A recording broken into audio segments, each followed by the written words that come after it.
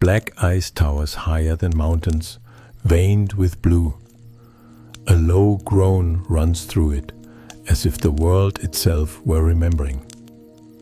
Long before the first clay cities and bronze-crowned kings, there was another world. Its people measured the heavens with a patience no later empire would match. They watched the slow breathing of the sky, counted the ages in numbers carved into stone, and believed that when human beings died, their souls set out on a road among the stars. Today, no one remembers their name. We call them simply the children of the first dawn. They flourished at the end of the last great age of ice, when glaciers loaded the northern lands and seas lay lower on the globe. Where later ages would know only frozen desolation, these people built harbors and observatories on coasts that no map now shows. In their southernmost realm, along a mild shore encircling a land they knew as the White Crown, they raised their greatest city, Talaris, the Watcher at the end of the world. Talaris rose on a granite headland above a broad estuary. At the city's heart stood the Star Hall, a pyramid crowned by a circular court open to the sky, where astronomer priests watched the night with a dedication that was at once scientific and sacred. They were not content to note the daily rising of the sun and moon. Over generations, they tracked the slow drift of the constellations along the horizon at dawn. They learned that the point of the equinox sunrise creeps from one star group to another, taking almost 26,000 years to complete a full circuit. They divided that vast cycle into sacred fractions and gave them numbers. 72 years for a single degree of the sky's slow turn, 108 for 1.5, 216 for 3, 432 for 6. These numbers became their measures of deep time. They inscribed them into the widths of terraces, the counts of steps, the placement of pillars. To walk through Talaris was to move inside a calendar that spanned not seasons, but ages. For the people of the first dawn, the great year of precession was not an abstract fact. It was the pulse of the cosmos itself. They believed that at certain points in this great year, the world was vulnerable. Ice would loosen its grip and surge, seas would rise, stones of fire would fall from the sky. The heavens did not merely ornament the earth, they governed it. To a people who saw the stars as both clock and scripture, ignoring such signs would have been a moral failure. Their spiritual science was inseparable from this sky watching. They said that above the arch of night ran the river of souls, the milky band of faint light that later ages would call the Milky Way.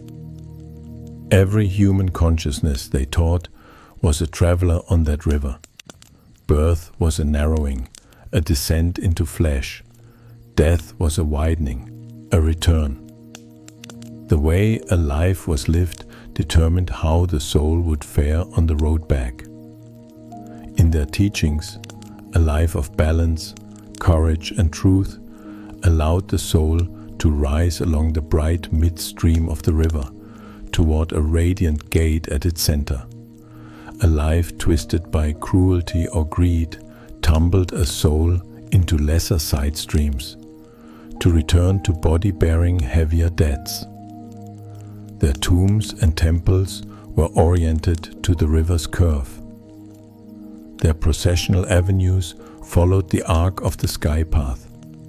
For them, ethics and orientation were one. At the southern edge of their world, the White Crown was more than geography, It was an image of this spiritual north. In that mild epoch, the crown was not frozen. Forests clothed its lower slopes. Rivers ran from its interior out to low, marshy seas. Yet even then, the children of the first dawn suspected that this gentleness would not last. In their oldest records, they told of an earlier catastrophe. Firestones had pierced the northern ice. Rains had fallen without end. Floods had torn down forests and carried house-sized rocks like driftwood. Talaris was built in part to ensure that such a calamity would never again strip the world of its memory. Deep beneath the Star Hall, they hollowed chambers in the bedrock. In those vaults, they stored not gold, but measure. There were star catalogues inscribed onto thin sheets of metal that did not rust. There were tables for placing temples so that even as the pole drifted, certain stars would always look down their central axis. There were instructions for transforming poor soil into rich, black earth by slow, deliberate feeding. There were maps of rivers, currents and coasts, drawn as if the globe had been seen from the outside. Most enigmatic of all, in the coldest of these vaults, they began a crystalline archive beneath the bed of the White Crown itself. There, in chambers carved into ancient ice and rock, they placed a complete record of their world as they knew it, etched on metal plates so fine the lines seemed drawn with light. On those plates, continents and islands lie in accurate proportion, rivers weaving in patterns still recognizable. And around the southern pole, the White Crown appears as a green land traced with bays and river mouths. These people did not expect their civilization to endure unchanged. Watching the sky, measuring it against their numbers, they saw new signs accumulate. A bright wanderer appeared where no such star should be. Night after night it grew, drawing a faint tail behind it.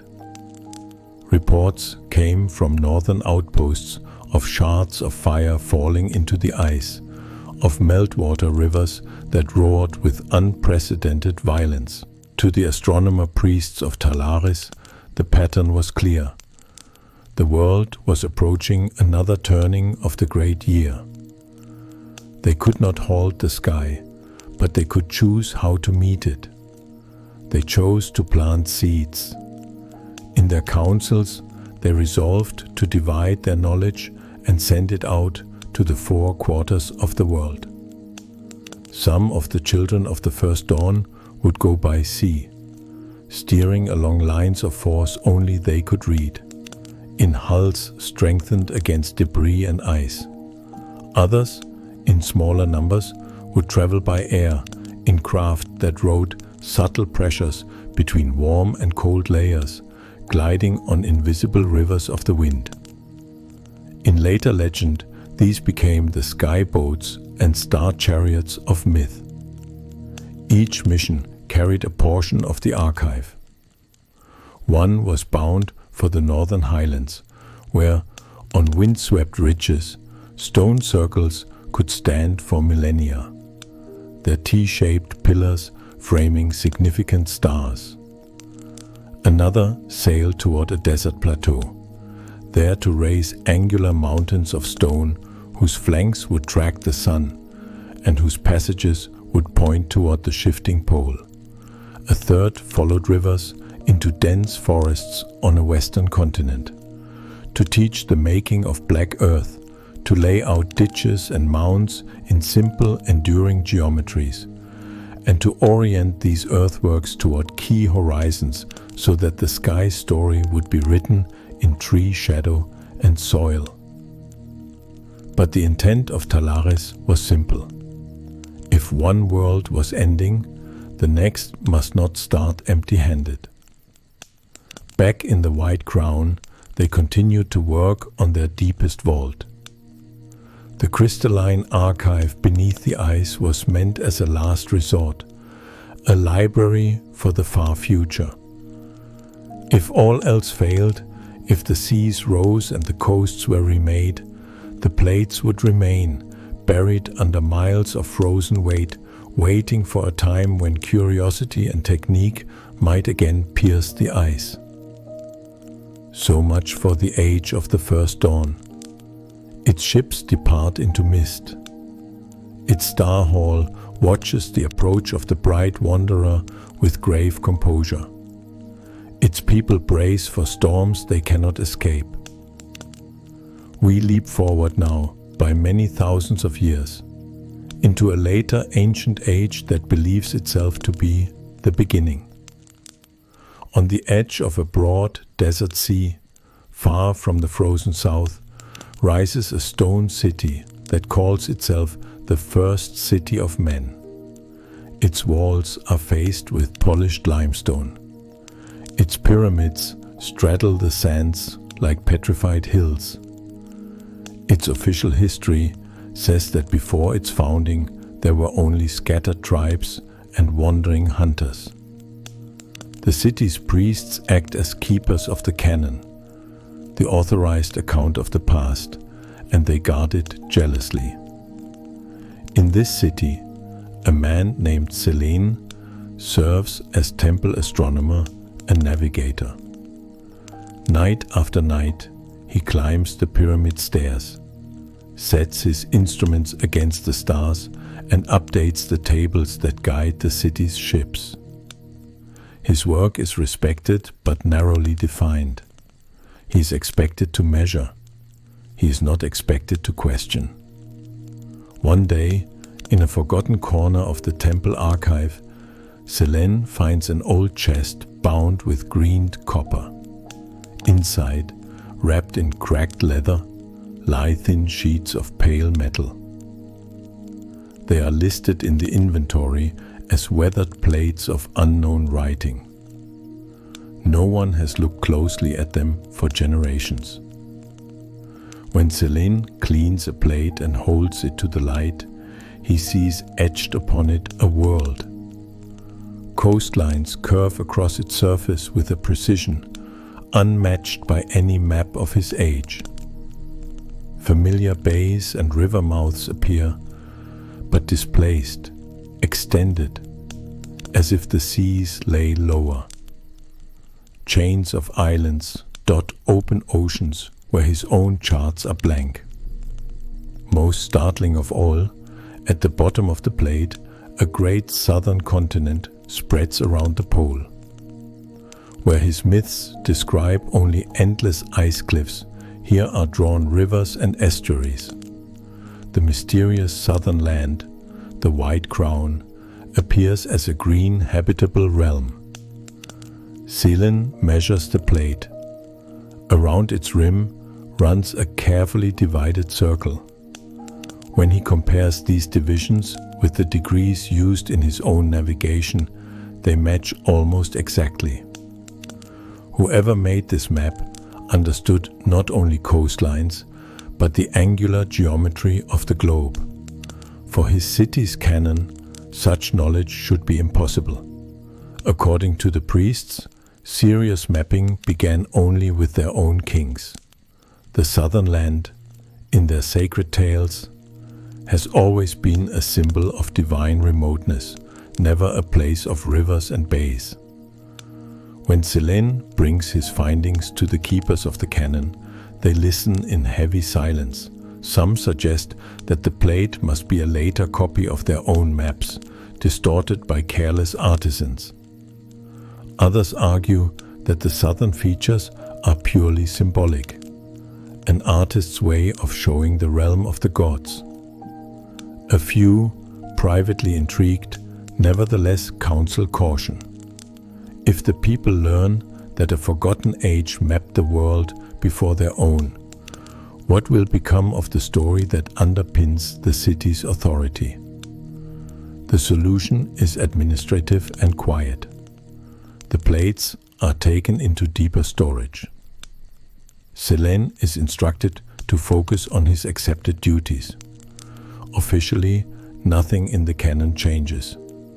But for Selen, the plates have opened a crack in the wall of his inherited history. Through that crack, other anomalies begin to shine. He turns his attention to the monuments around him. The great pyramids outside his city have always been revered as works of the founding kings. Their faces track the cardinal directions with uncanny precision, and internal passages admit sunlight on certain mornings. The priests call this symbolism. Selen suspects measurement. Using old star lists preserved on clay, he calculates where the north celestial pole lay many centuries before his time. He discovers that narrow shafts in the pyramids, which now point slightly off from any bright star, would have aimed directly at particular stars when the pole lay nearer to them. The monuments, it seems, were fixed toward a sky older than his city's official founding date. He travels to the northern highlands, where, on barren ridges, stand circles of monumental T-shaped pillars carved with animals and abstract signs. Here too, he finds patterns. Certain pairs of pillars frame the rising point of a constellation at dawn on the first day of spring in an earlier epoch, and sculpted animals cluster in numbers that repeat the precessional counts of 72, 12, and 3. Many days' journey west, along a great river that winds through rainforest, there are rumors of geometric clearings visible only from high ground. Circles and squares traced in ditches and mounds beneath the canopy. Selen cannot travel there himself, but traders bring him tales. They speak of dark, fertile soil, black earth, that yields abundant crops year after year without exhaustion, unlike the thin soils of most forests. The people of that basin, the traders say, tell stories of sky teachers who came in a time before memory. These teachers taught them how to feed the soil with charcoal and shards, how to align their ditches so that certain stars would rise over the heads of their ceremonies, how to build earthen walls in animal forms that could be seen by those who traveled in the upper air. When Selen compares the reported orientations of these earthworks with his own knowledge of the sky, another pattern emerges. The main avenues of the largest complexes point to the rising of a bright star, associated, in his own tradition, with the River of Souls. The steps of their central mounds number 72. Festivals take place in cycles of 108 days.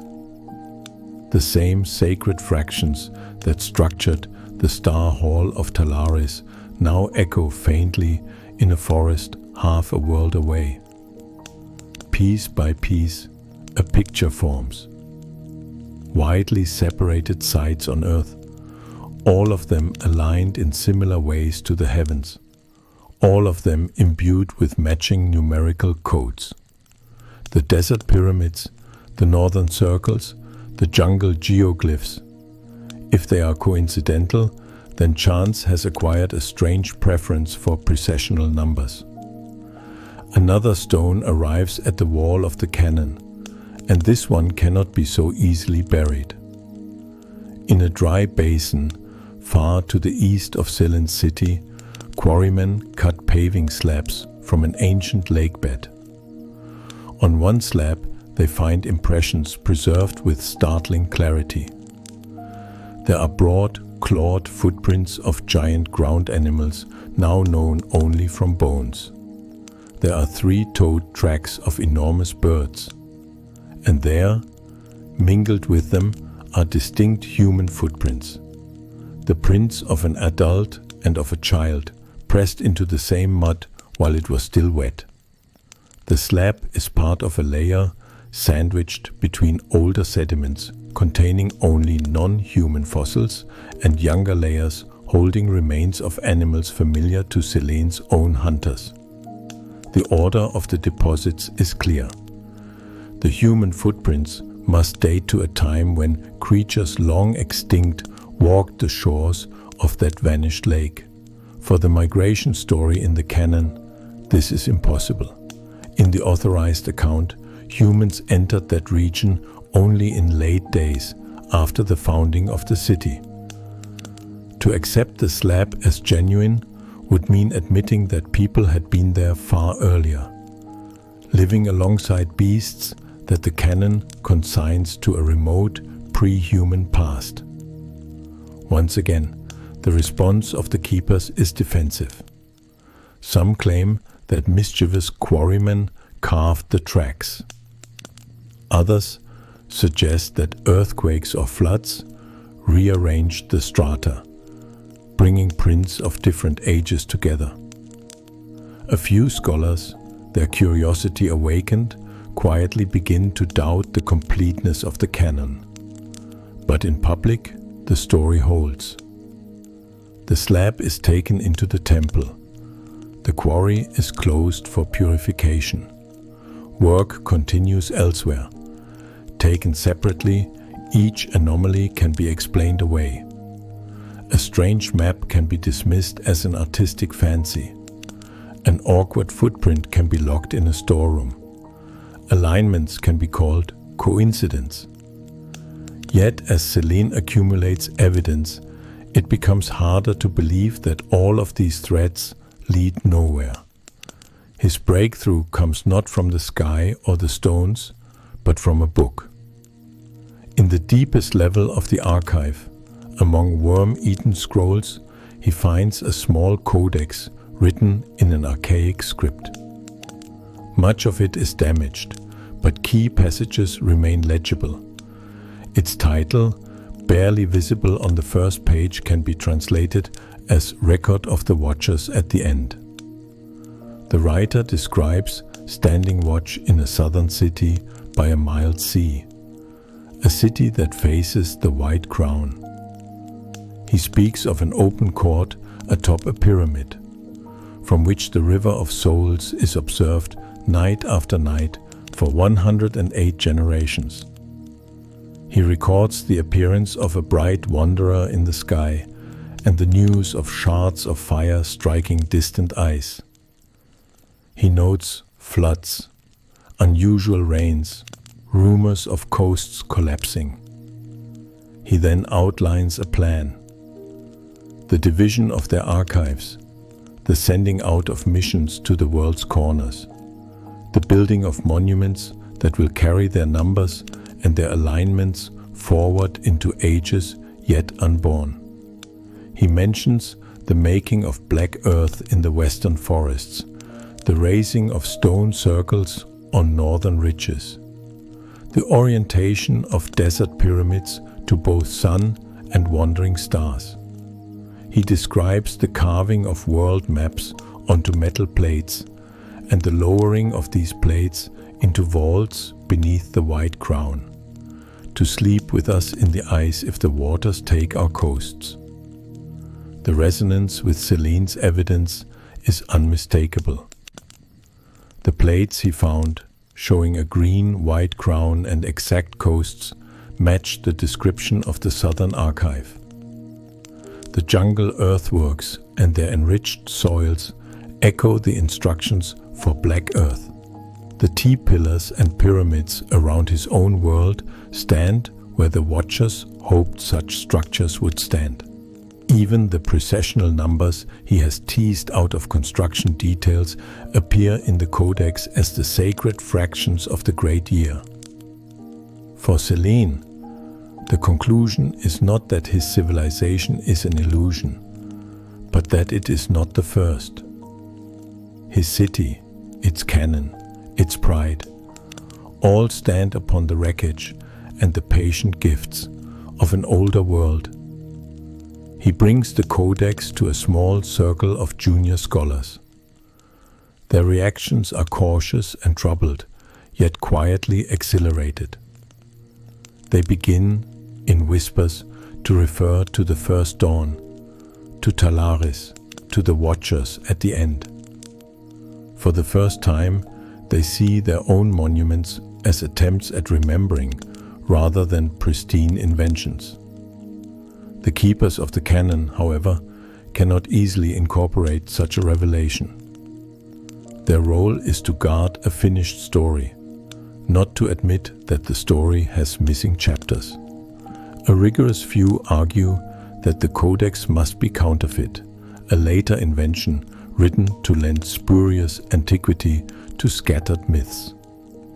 Others, more subtle, propose to reinterpret it metaphorically as an allegory of moral decline and renewal, rather than a literal chronicle. The conflict is not simply between truth and falsehood. The keepers fear, with reason, that if people come to believe their entire order rests atop lost ages and forgotten teachers, the authority of present institutions will erode. In a world where the gods are thought to have given law directly to current kings, the idea that older sages taught the same law through batons of star alignment and soil making is profoundly destabilizing. Selen is not a rebel by nature. He is a patient observer. Faced with pressure to abandon his line of inquiry, he makes a quieter choice. He begins to copy. Night after night, he transcribes the codex onto durable materials. He sketches the metal plates, preserving their coastlines and their divisions. He notes the orientations and dimensions of monuments he has studied, alongside the star positions that they appear to encode. He writes down, in simple language, the doctrine of the River of Souls as the Watchers understood it. The belief that the sky is both path and judge, that a life aligns or misaligns a soul with the larger pattern, that world ages are not merely swings of climate, but opportunities for moral reorientation. He does all of this quietly, sharing his work only with a few trusted colleagues. Together, they hide copies where they can, sealed into the cores of minor pillars unlikely to be dismantled, buried beneath paving stones in seldom trodden courtyards, concealed in the double walls of tombs that face the night in precise ways. They are not trying to overturn their world. They are trying to leave breadcrumbs for another. From high above the globe, it is possible to see, in imagination, the pattern the Watchers hope to inscribe. A line can be drawn along the Earth's surface, connecting the T-shaped circles of the north, the desert pyramids, the jungle mounds, and other less obvious sites. A network of waypoints stitched together by shared numbers and alignments. It is as if they attempted to write a message that only a species capable of global perspective could fully read. At the bottom of the world, buried under kilometers of ice that later ages will assume eternal, the crystalline vault beneath the white crown remains. Inside, the plates lie stacked, their etchings intact, recording a world of lower seas and warmer southern coasts. The map Selen held is only a stray child of that archive, carried by some forgotten chain of transmission from the frozen south to his desert city. In the western forests, the black earth still holds its fertility, even where the cities that made it have been broken by time and overwhelmed by vegetation.